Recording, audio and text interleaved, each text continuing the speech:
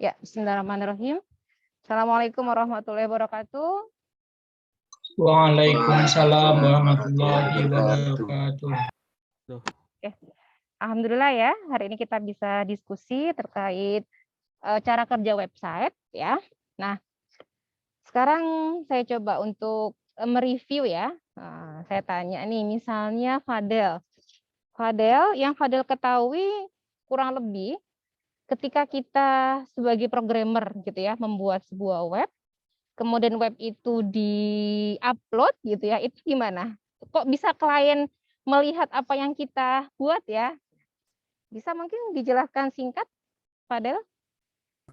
Jadi cara kerja websitenya itu ya Bu ya. Kurang lebih. Kalau dari yang saya tahu itu kalau misalkan websitenya sudah selesai, terus kita apa ya kayak semacam diunggah gitu, nanti kliennya bisa melihat hasil pekerjaannya. Oke, ya. Ini harapannya sudah baca semua ya, Dek ya. Kemarin kan kita sudah sampai ke kategori webmaster. Masih ingat ya? Jadi kalau yang dimaksud dengan webmaster ya semuanya ya. Artinya ya dia mulai dari paham dan skill-nya ada gitu ya. Mulai dari web designer, kemudian web programmer ya, animator, administrator. Nah, ini minimal semuanya sudah ada. Nah, terkait junior web programmer, kalau kalian lihat skema di BNSP ya, ada junior, ada senior. Nah, junior minimal ya bisa mengimplementasikan gitu. Jadi yang lebih berperan di sini adalah web programmer gitu ya. Oke, kita lanjutkan terkait sejarah. Ini sudah kalian baca ya tadi ya. Intinya dimulai dari tahun 63, tapi sebelumnya sudah ada ya, artinya web-web yang memang ide-ide awalnya gitu ya. Tahun 65 itu ada hypertext. Nah, mungkin pernah dengar ARPANET ya. Jadi Advanced Research Project Agency ya. Ini awalnya hanya 5 komputer yang menghubungkan antar kampus. Aplikasi email tahun 72, adanya protokol TCP/IP ya tahun 74 dan seterusnya. Kita lihat di sini yang paling signifikan itu tahun 90. Ya, jadi konsep World Wide Web ya dan browser dikembangkan dan dipakai di CERN. Ini sebuah institusi fisika nuklir ya. Nah, pernah dengar mungkin di kuis ya, kuis yang pertama itu ada soal seingat saya ya. Siapakah yang membuat standar HTML? Nah, dia adalah World Wide Web Consortium. Ini timnya Berners-Lee. Itu lembaga yang menyusun standarisasi HTML. Jadi ada aturannya ya. Nah, kita lihat di sini ya. Tahun 92 ini ada sekitar 1 juta. Terus ya naik. Kira-kira nih ya, kalau sekarang berapa yang terhubung ya? Ada yang tahu? Yang terhubung komputer yang terhubung ke internet kira-kira berapa?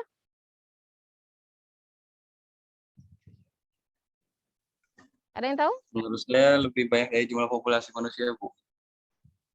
Nggak tahu pastinya berapa. Karena satu orang mungkin bisa punya terhubungnya bisa pakai 2 device gitu ya.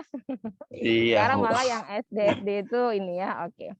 Nah ini ya, jadi W3C dia badan resmi yang membuat standarisasi termasuk HTML, CSS, XML, termasuk ketika kita bermigrasi ya HTML ke XHTML gitu ya. Nah ini yang saya tanyakan tadi, cara kerja web. Jadi ketika kita sebagai programmer membuat web, ya misalkan nanti ketika kita sudah belajar yang pemrograman, itu kan disimpannya di localhost kita, ya di komputer kita. Nah supaya bisa dilihat kita harus upload, ya kita harus hosting gitu ya, menggunakan domain tertentu misalnya. Nah kemudian nanti baru sisi kliennya bisa mengakses. Istilah web page berarti file yang disimpan dalam komputer yang disebut dengan web server. Nah, web client dia membaca si web page-nya, gitu ya. Nah, ini ya kurang lebih ya HTTP protokol. Kalau kalian pernah belajar jaringan ya, hypertext transfer protokol. Jadi di sini nanti ada internet, ada web server. Nah, resource-nya kita ya yang menulis ya. Nah, sehingga dia bisa diakses oleh klien. Oke, nah ini kalian perhatikan, Dek. Ada yang hafal ya IP address-nya Google? Ada yang hafal?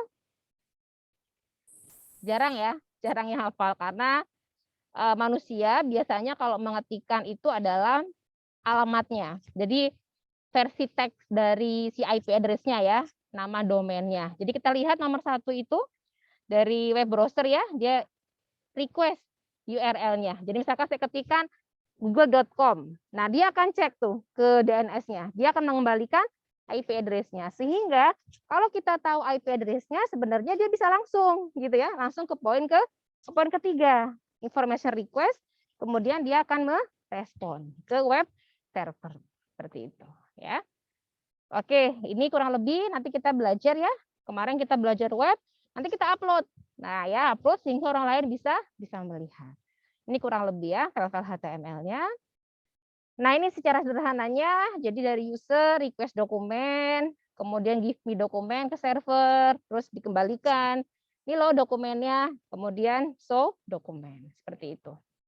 Nah, ini untuk jaringan ya, mungkin udah familiar, nggak saya bahas lagi ya. Nah, ini terkait IP address.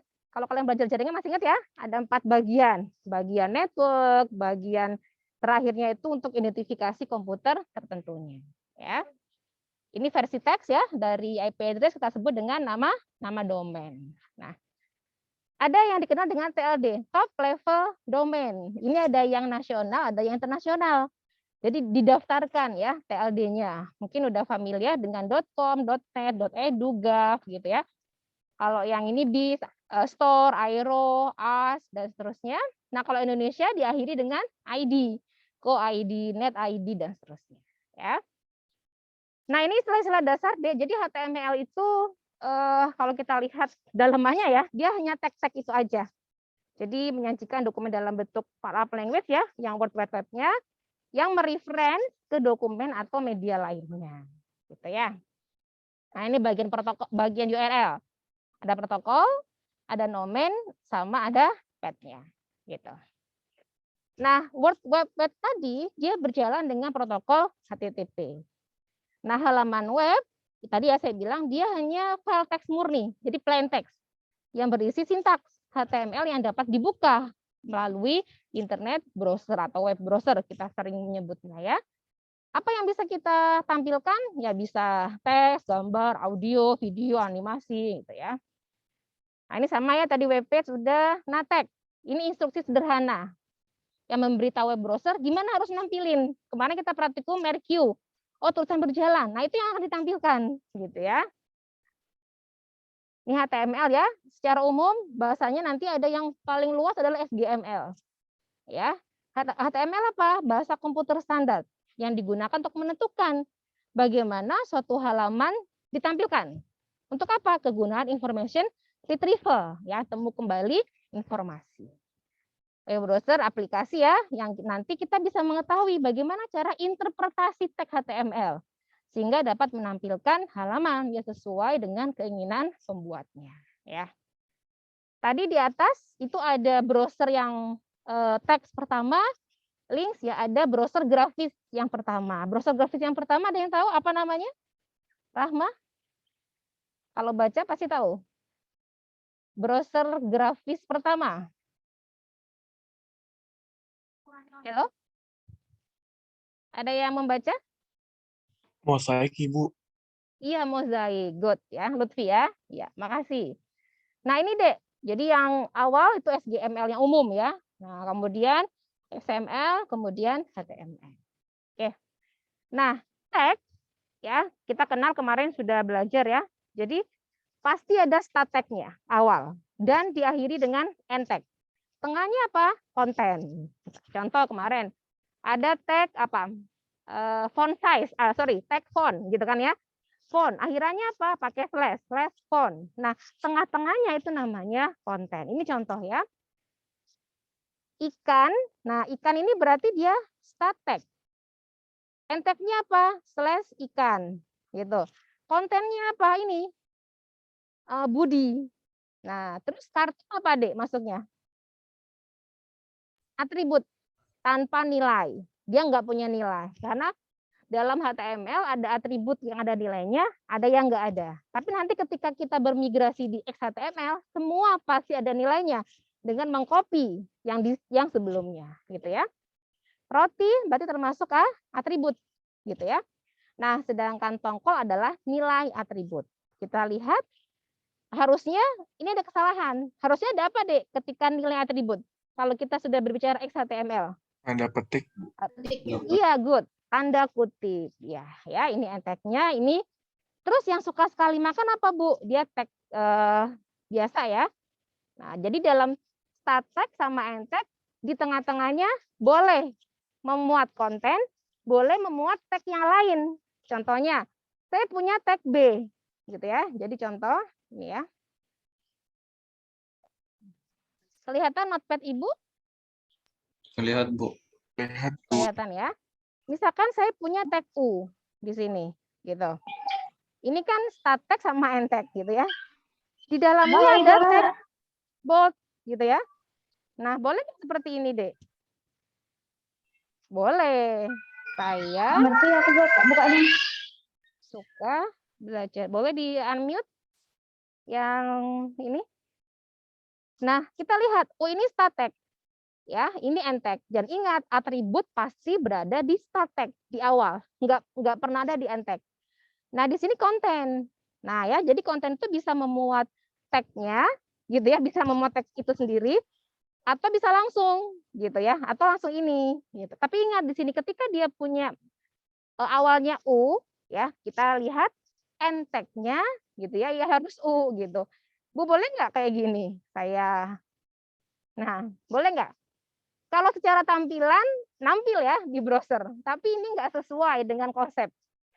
Karena di awal ya harusnya dia punya yang sesuai gitu. Ya. Jadi bersarang dengan benar istilahnya. Gitu ya. Nah ini tugas kalian. Gitu. Saya punya contohnya seperti ini. Kerja waktu sekarang, menyanyi, kerja. Ini kalau saya jalankan ya. Berarti menyanyi sewaktu hujan keras-keras membuat hatiku gembira sekali. Dan tentukan mana start tag-nya, mana end tag-nya, gitu ya, mana kontennya, seperti itu ya. Ini tugas untuk kuliah, ini simple ya, mungkin 5 menit beres lah ngerjainnya, asalkan kalian sudah baca tuh ya slide yang sebelumnya. Oke, ya silakan ada mau pertanyaan? Yuk, silakan didiskusikan. Ada yang mau bertanya? Halo? Halo? Ibu, maaf izin Sudah? bertanya, Ibu. Iya, boleh Lutfi, silakan. Ya, Ibu, jadi nanti tugasnya itu dibuat dalam bentuk Word atau dalam bentuk apa ya, Bu? Oh, bebas, boleh pakai Notepad, boleh pakai Word, pokoknya dikumpulkan. Bu, boleh nggak pakai Canva? Boleh, ya. Boleh, macam-macam boleh. Kreativitas masing-masing, ya. Boleh pakai video, Bu? Boleh. Ya, bebas. Yang penting kalian paham. Jadi kami berharapnya maksudnya tidak hanya hafalan ya, artinya oh tahu tapi nggak paham. Karena nanti tag-tag ini akan kita gunakan ketika membuat web ya harus paham gitu. Kadang mahasiswa karena nggak paham dia menempatkannya asal gitu ya. Jadi tag-tagnya itu ada yang nggak sesuai, ada nggak bersarang dengan benar. Walaupun nanti secara tampilannya dia tampil, ternyata pada saat kita lihat di verifikasi webnya, oh ini cuma berapa persen nih yang sesuai dengan aturan kayak gitu. Ya itu tujuannya. Oke. Baik, Ibu. Jadi Cukup? kita cuma menentukan start tag, end tag, sama konten. Iya, Ya, menentukan itu aja. Start tag, end tag, konten. Jadi kalau misalkan tadi ada U, B, berarti, nah saya coba share lagi ya. Berarti sebenarnya dia ada apa? Oh ini ada start tag, gitu ya. Ini end tag, ini kontennya, gitu.